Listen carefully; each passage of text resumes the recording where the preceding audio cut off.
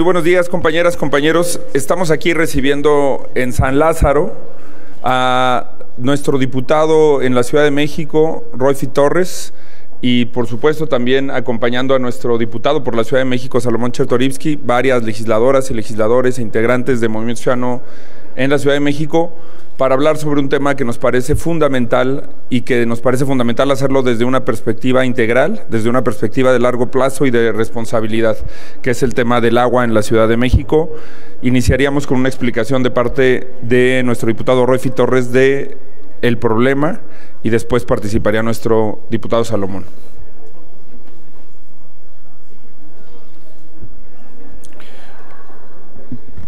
Muchas gracias a los medios de comunicación y en especial a la bancada naranja en el Congreso, en esta Cámara de Diputados, por la invitación y el acompañamiento que están haciendo a la Ciudad de México en este tema que además, como bien lo dice el coordinador Jorge Álvarez Maínez, pues nos es común para los diputados de la bancada naranja. Agradezco también a nuestros diferentes diputadas y diputados de los estados que también comparten esta preocupación, a la diputada Tere del Estado de México, que somos vecinos y que compartimos este problema, pero también desde Nuevo León, que han vivido esta crisis en San Luis, en Nayarit, que de verdad agradecemos muchísimo el acompañamiento de los diputados, porque es un tema que efectivamente nos debe de preocupar a todos. En esta época del año, particularmente en la ciudad, empieza a sonar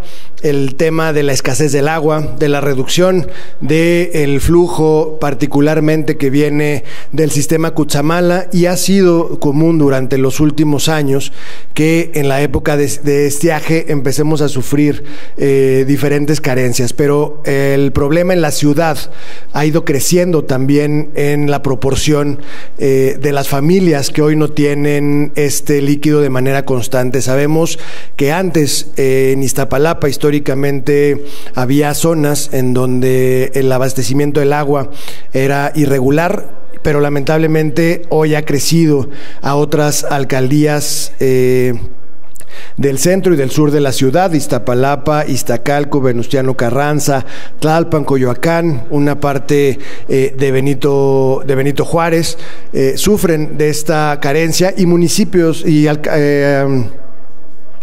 alcaldías que históricamente son fuentes generadoras de la recarga de nuestros acuíferos, hoy también tienen esta contingencia, como Milpalta y como Tláhuac y Xochimilco. Por eso nos resulta muy preocupante que para este año, donde la sequía será mucho más prolongada y más severa, hoy nuestro sistema Cutzamala, que abastece poco más del 25% a 13 alcaldías de la ciudad, hoy este sistema se encuentra a menos del 50% de su capacidad. Es de los niveles más bajos históricamente registrados, y la preocupación radica en que no hay una política del gobierno de la ciudad para atender esta contingencia. Se está buscando la misma solución de los últimos 50 años, que es seguir trayendo agua de zonas alejadas, seguir buscando agua en otros lugares, en lugar de atender la crisis desde donde se genera. Hoy la ciudad tiene un gran problema, como lo veíamos también en el tema de Nuevo León, con una infraestructura de muchos años que no se le ha dado mantenimiento. Gran parte de del agua que llega a la ciudad se desperdicia en las fugas, en la falta de mantenimiento del drenaje de la ciudad, y esa es una de las principales causas. Pero la otra también es esta nueva política que se ha querido implementar por el gobierno de la ciudad, donde el año pasado se anunció que se iban a donar o invertir 300 millones para la zona del sistema de Cutzamala, y estos 300 millones se fueron únicamente para programas de riego, para eficientar el riego y tuvimos la oportunidad la semana pasada de estar en los municipios que integran este sistema Cutzamala, particularmente en Áporo y en Ciudad Hidalgo, y una de las principales problemáticas que tienen es el deterioro de los bosques que recargan el sistema Cutzamala y que de ahí no se le está poniendo atención. Hay dos graves problemas que enfrentan, que es los incendios forestales y por otro lado el cambio de uso de suelo de los bosques para agricultura, y esto está amenazando todo el sistema. Vimos que la presa de Áporo, que es una de las primeras que abastece todo el sistema, está al 25% de su capacidad, y eso para nosotros nos debe preocupar, porque tampoco tenemos en la ciudad un diagnóstico que hoy nos diga cuál es el verdadero estado de nuestras fuentes hídricas y cuánto nos queda para quedarnos sin agua. De ese tamaño es la magnitud de la crisis que vamos a enfrentar. No hay una campaña de comunicación efectiva, de información, que el gobierno nos esté señalando la seriedad de este problema, y eso es otra de las cosas que hace regularmente el gobierno de la ciudad. Minimiza los problemas hasta que los tiene encima, y los que sufrimos somos los que habitamos en esta ciudad. Por eso les agradezco mucho a la bancada naranja que se sumen hoy de manera coordinada con un exhorto al sistema de aguas de la Ciudad de México y a la Comisión Nacional del Agua para que se ejerza, para que se implemente un programa de emergencia en la zona metropolitana del Valle de México que atienda la verdadera contingencia de la falta de agua en toda esta zona, y sobre todo que se implementen planes para volver a recuperar los niveles de nuestros mantos acuíferos y de nuestro sistema Cutzamala, que sigue siendo uno de los más importantes para la ciudad. De verdad, muchísimas gracias, y les dejaría en el uso de la palabra a mis compañeros diputados y diputadas. Gracias. Muchas gracias, Roy, y bienvenidos las integrantes del Movimiento Chilango a esta Cámara de Diputados. El problema del agua ha convivido con esta Ciudad de México a lo largo de su historia. Nuestros antepasados se establecieron en una zona lacustre. Los españoles decidieron secarla, y a partir de esa historia nunca hemos dejado de convivir y tener que lidiar con el agua, con inundaciones, con escasez, con momentos críticos. Ese tema se ha ido aplazando a lo largo ya de mucho tiempo, pero cuando tienes una gobernante que está dedicada todos los días a hacer una campaña presidencial, está más tiempo los fines de semana fuera de esta ciudad que planeando cómo va a solucionar los gravísimos problemas que aquí vivimos, los temas se agravan. Y eso es lo que está sucediendo hoy con el tema del agua en nuestra ciudad. 2 de cada 10 hogares que ya tenían agua corriente en sus casas en las últimas décadas, hoy no lo tienen. Tan solo para este 2023 el sistema Cutzamala tendrá casi 25% menos de agua de lo que solía tener. Ya lo decía Roy Torres, esto tiene que ver, por supuesto, con un problema que inicia en Michoacán y el Estado de México, en donde a partir de los bosques, en esos montes que tendrían que recargar las presas que inician el sistema, están teniendo un problema. Pero el problema también está en esta ciudad, está en nuestro acuífero, están en los 12,000 kilómetros de tubería que pierden 40% del agua, está en la absoluta falta de inversión, porque no son obras que se ven, son obras que quedan en la tierra. Hoy necesitamos que el gobierno de la ciudad empiece un plan de emergencia para resolver el tema del agua.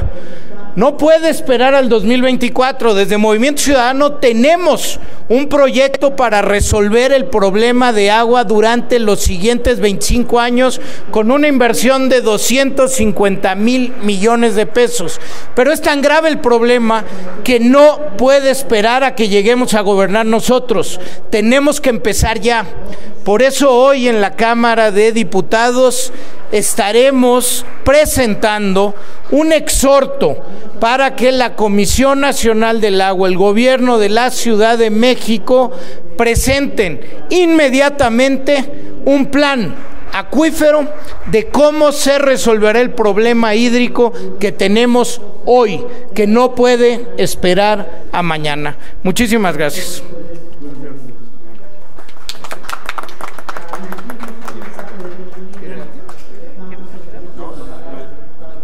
Tenemos una pregunta de Margarita Nicolás de Cadena Raza. Hola, buen día, diputadas y diputados. Preguntarte, Salomón, a ti y a Jorge, sobre este tema del agua. Bueno, para empezar, el principal problema de que no hay agua es que no llueve. La segunda es de que las tuberías están en muy mal estado. Se sabe desde hace muchos años que el 40% del agua se pierde en las tuberías que están rotas, ya son obsoletas, pues, y nadie les ha dado mantenimiento. Entonces, pues por mucho que se le exija a cualquier gobierno, pues si no llueve, ¿cómo va a haber agua? Y la otra, en los hogares se desperdicia el agua, que da terror, no, es preocupante cómo ver cómo se desperdicia el agua. Entonces, aquí sí, tiene que haber un plan integral, ¿no? Exactamente, Margarita. Y yo sé que andan en campaña y que hay que darle al de enfrente, pero también digo, hay que ver cuáles son los fenómenos que contribuyen a esta sequía. Y después, si me permites, Jorge, te hago una pregunta a ti. Bueno, muchas gracias, Margarita, y en efecto haces un buen resumen, y son múltiples las causas y se requiere, por tanto, un plan integral. En efecto, es el 29% del agua de la ciudad que viene del sistema Cutzamala. Otro porcentaje que llega casi al 16% del Lerma, y el resto lo obtenemos de nuestro acuífero. El tema de la lluvia, que con el cambio climático ha afectado y ha habido una baja en la lluvia, impacta en ese 29%. El problema severo es que ante la escasez de lluvia se suman dos temas que mencionaba Royfi Torres. El primero son los incendios forestales no controlados, porque la CONAFORE dejó de tener recursos, porque no se están protegiendo hoy los bosques de nuestro territorio, y segundo, por ese cambio de uso de suelo. No es lo mismo tener bosques de pinos que tener aguacates. Los aguacates chupan el agua, los bosques de pino recuperan el agua para la humedad de los montes, que entonces escurre a las presas. Por tanto, la Ciudad de México en ese plan integral tiene que estar preocupado por dotar de recursos a la protección de los bosques de las montañas del Estado de México y de Michoacán. Decía Royfi Torres, se anunció un programa de 300 millones de pesos, pero para riego en Michoacán. Es completamente lo contrario. Tenemos que pagar desde la ciudad servicios ambientales para que quienes protegen las montañas con bosques se dediquen a ello. Ahí empieza el cambio estratégico en lo que refiere al sistema Cutzamala. Después de ello necesitamos mucho mantenimiento. El sistema Cutzamala y gran parte de su tubería, sus presas, tienen más de 30 años desde que se construyeron. No basta con una manita de gato cada año en estas épocas. Se necesita realmente una inversión importante para que el sistema esté mejor. Segundo tema, necesitamos ver qué hacemos con la inyección a través de tecnología del agua pluvial en nuestra ciudad y la recarga de nuestros mantos acuíferos, sobre todo en el sur de la Ciudad de México.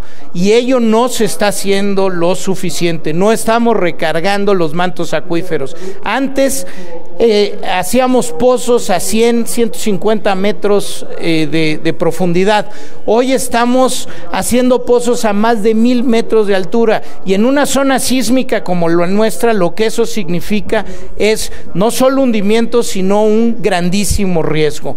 Tercero, en efecto, como tú dices, después del esfuerzo de traerlo, lo que significa bombear agua y la energía que requiere para que llegue a una ciudad que está a más de 2200 metros, una vez que llega, que sacamos el agua de 1000 metros de profundidad, perdemos el 40% de todo el agua que entra. Necesitamos un programa fugas cero, pero eso requiere entre 8 y 10 mil millones de pesos al año por lo menos 8 años. Y cuando el dinero lo estás gastando en anuncios espectaculares de Claudia, cuando lo estás gastando en contratar a asesores internacionales para que estén en tu campaña, entonces no hay dinero para lo que tenemos que invertir. Y cuarto y último, en efecto, necesitamos una nueva cultura del agua. Por supuesto que el agua es un derecho humano, pero para el consumo, para lo que comemos y para nuestra higiene. No es un derecho humano para regar las banquetas ni lavar los coches. Necesitamos una profunda concientización y un cambio desde la sociedad. Pero es un plan integral que, si no lo empieza el gobierno y no lo hace con seriedad, y por eso lo vamos a exigir, no va a empezar. Última pregunta, Jorge Almaquio, del Heraldo de México.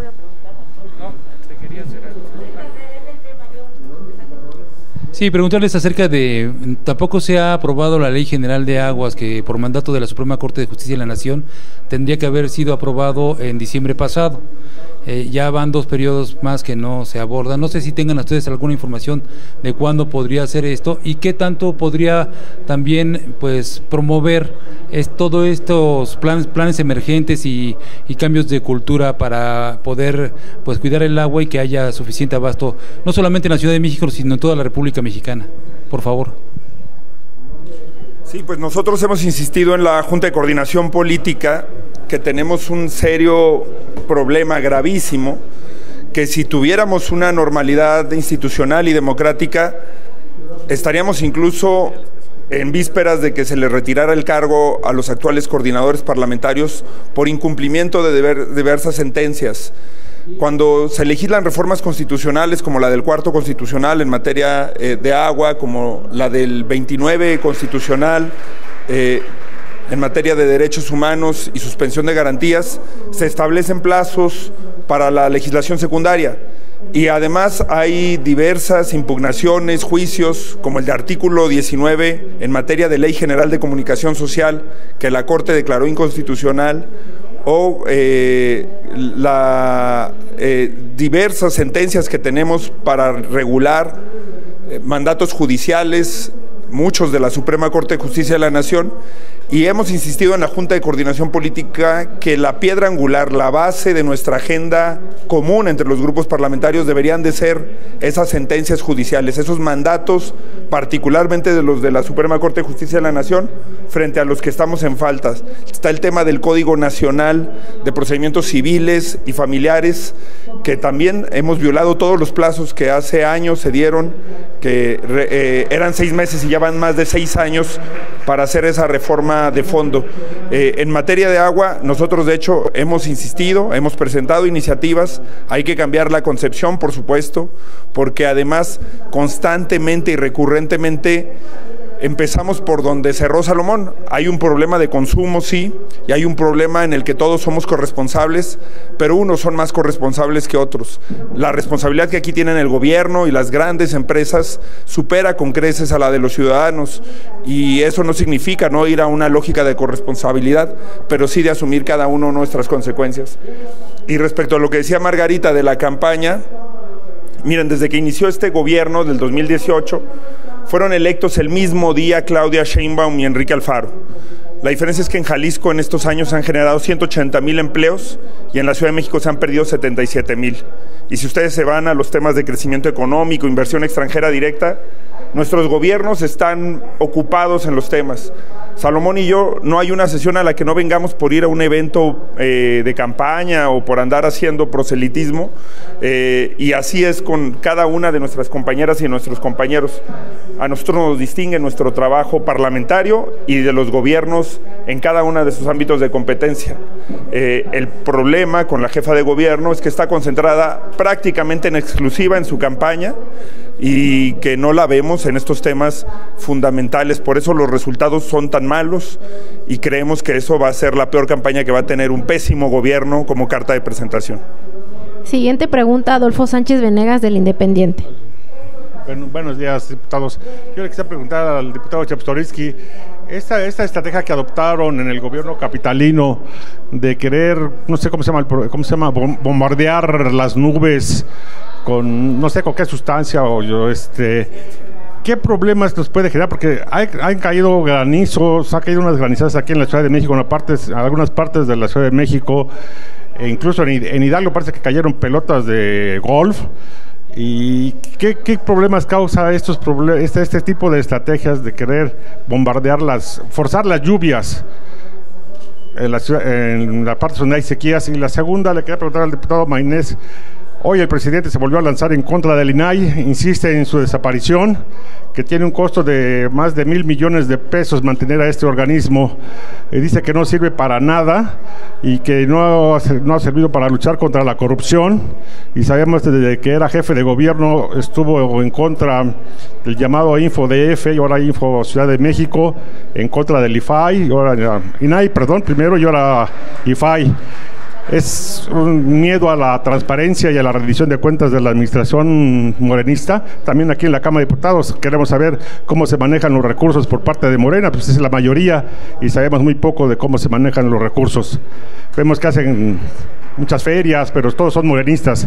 ¿Cuánto se gastan en este tipo de ferias? Como en la de Puebla que van a hacer ahorita.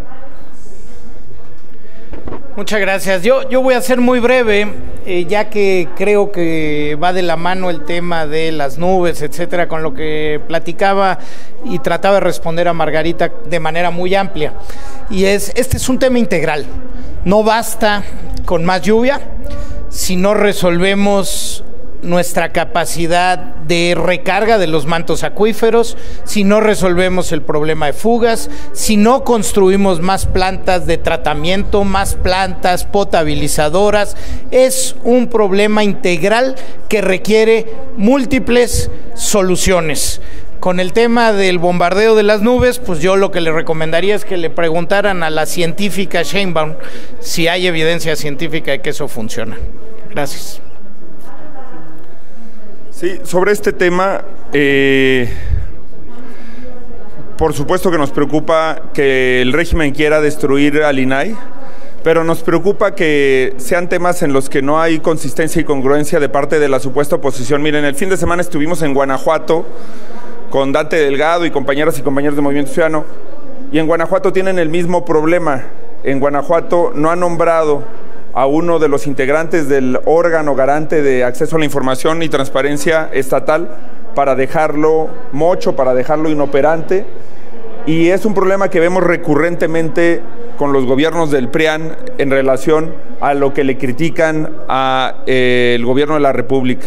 Critican que haya fiscal carnal, ellos tienen fiscales carnales. Critican que haya impunidad. Vimos el asesinato impune de una familia, incluyendo a un niño, un menor de edad de 7 años en Cortázar. ¿Y dónde está el secretario de Seguridad Pública de Guanajuato? Lo digo porque ya va siendo hora de que tengamos congruencia, consistencia y que vayamos a fondo en los temas. Hay que defender al INAI, pero también hay que defender al Sistema Nacional Anticorrupción, que tan asediado ha estado este sexenio. Y por supuesto que el presidente dice que todo lo que no le sirve a él no sirve para nada. No dice lo mismo de Notimex, que lleva secuestrado y que ha sido la aviaduría más cara en la historia de México, y que nunca ha dicho que Notimex no sirve, aunque ese sí de verdad esté desaparecido y no sirva. Pero si la prensa lo critica, si no sirve. Si el Tribunal Electoral sanciona sus corcholatas, no sirve. Si el Instituto Nacional Electoral defiende el tema de la transparencia, por ejemplo, en los fideicomisos que crearon, que le robaron el dinero a los damnificados de los sismos del 2017, no sirve. Todo lo que no se le subordina no sirve, y lo único que para él sirve es lo que está sometido a su voluntad. Por eso nosotros vamos a seguir actuando con congruencia, seguir demostrando que hay una alternativa distinta, valiente en México y dispuesta a construir un futuro cuando las fuerzas políticas, los bloques hegemónicos se insisten en voltear permanentemente al pasado. Muchas gracias. Última pregunta de Margarita Nicolás de Cadena Raza. Jorge, para ti es esta que se relaciona con los gastos que hizo el secretario de la Defensa, que hasta se llevaba, ese sí casi se llevó al perro a sus giras, su consuegra, sí, la amiga de su esposa, ahí que hace la función pública, que hace la auditoría, sí, la auditoría, y qué van a hacer ustedes para exigir que haya claridad, y pues que pues el secretario nomás por ese hecho ya hubiera renunciado desde ayer. Entonces, sí, ¿qué van a hacer? Y también, si me permites, le quiero preguntar a Salomón sobre el tema, este acuerdo México-Estados Unidos sobre el fentanilo, que parece que los tiene ya enfrentados a los dos gobiernos, y pues lo que se necesita es una solución. Gracias. Pues sí, miren, justo ahorita no lo ven porque estamos trabajando en ese tema. El diputado Sergio Barrera y el grupo parlamentario vamos a presentar de nuevo un exhorto para que comparezca el secretario de la Defensa Nacional y explique. Nosotros no prejuzgamos, y sobre todo cuando esta información, pues ustedes saben que tiene un origen en el hackeo que justamente denunciamos en la Secretaría de Defensa Nacional y que advertimos además antes que tenían problemas de ciberseguridad. Es increíble que el Ejército, las Fuerzas Armadas, la Secretaría de Defensa Nacional estén espiando a los ciudadanos, pero no se protejan de ser espiados justamente porque no tienen parámetros de seguridad, de ciberseguridad, que garanticen que la información confidencial y de seguridad nacional que manejan esté salvaguardada. Queremos que comparezca el secretario de la Defensa Nacional, que se aclaren. Lo que sí vemos un patrón que conforme se han ido militarizando espacios de la vida pública nacional, se ha ido también hecho cada vez más frecuente la discrecionalidad y la falta de transparencia en el ejercicio de los gastos. Entre más gastos tienen y más recursos tienen a su cargo las Fuerzas Armadas, menos rendición de cuentas y menos transparencia hay en todo el ejercicio del gasto. Y por supuesto que ese reportaje lo tienen que aclarar con suficiencia en la Secretaría de la Defensa Nacional. Y nosotros vamos a exigir una comparecencia, además de recordarle a la Secretaría y a la Comisión de Defensa y a este Poder Legislativo la trascendencia de la decisión que tomó el día de ayer la Suprema Corte de Justicia de la Nación, invalidando partes sustantivas del Código Nacional de Justicia Militar, del Código Militar de Procedimientos Penales, invalidando toda posibilidad para que intercepten comunicaciones de civiles, invalidando toda posibilidad para que llamen a declarar a testigos en juicios castrenses y repitiendo que cuando hay civiles involucrados el fuero militar no puede ser pretexto para que no haya justicia civil, como lo pedimos en Nuevo Laredo, como lo pedimos en Matamoros, que haya justicia civil para la actuación de las fuerzas militares. Y aprovechando para, a nombre de la bancada también, hacerle un exhorto, una convocatoria respetuosa en el ámbito de sus facultades a la Suprema Corte de Justicia de la Nación, que está dando esta batalla hoy, esta discusión hoy.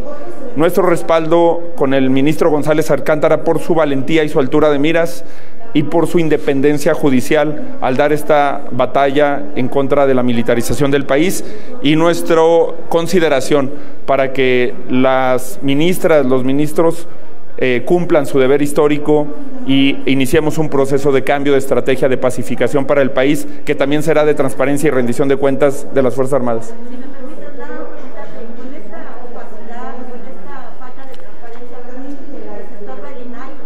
Sí, claro, por eso comentábamos en la otra pregunta, esa es la razón de fondo por la que quieren desaparecer. De hecho, ya anunció hoy el presidente que todo lo va a poner como seguridad nacional, acusando un supuesto espionaje de Estados Unidos, pues porque saben que están, la verdad, muy llenos de corrupción.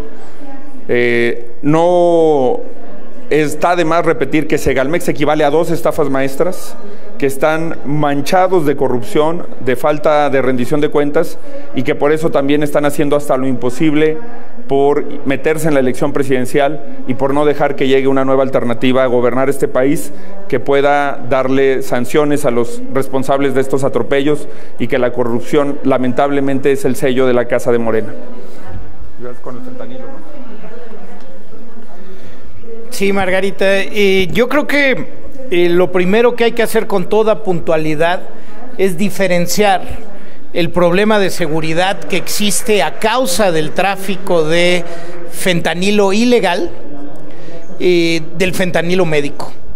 El fentanilo médico es fundamental, es un analgésico hoy insustituible, es 50 veces más potente que la morfina y se requiere para post-cirugía, prácticamente en todos los casos, se requiere para tratamientos de cáncer con intensidad de dolor y se requiere para las preparaciones de la anestesia.